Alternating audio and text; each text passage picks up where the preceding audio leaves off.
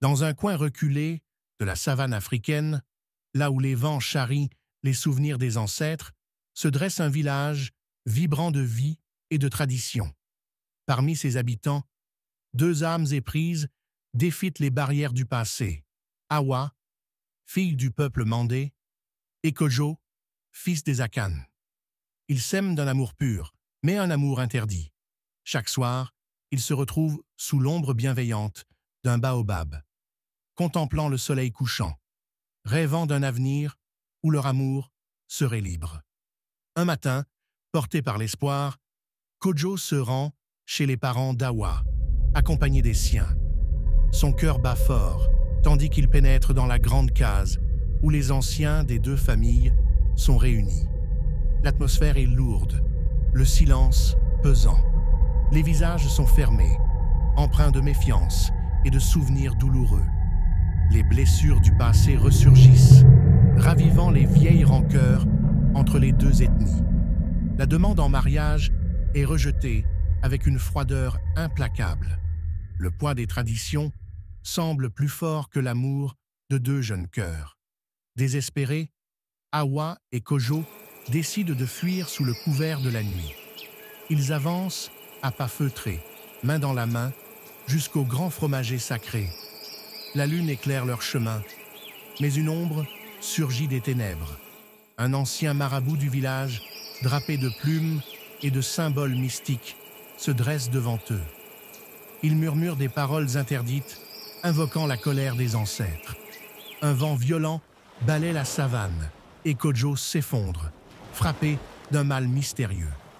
Les dieux eux-mêmes semblent s'opposer à leur amour. De retour au village, Kojo est pris d'une fièvre étrange. Son corps s'affaiblit, sa peau perd son éclat, son souffle devient rare. Dans l'ombre, les murmures se propagent, la malédiction des ancêtres est tombée sur lui. Les guérisseurs tentent en vain d'inverser le sort, mais rien ne semble pouvoir apaiser son agonie. Awa, désespéré, veille sur lui jour et nuit, refusant de l'abandonner à son sort funeste. Face à l'agonie de Kojo, Awa prend une décision audacieuse. Elle se prosterne devant les anciens des deux familles, suppliant qu'ils mettent fin à leur querelle.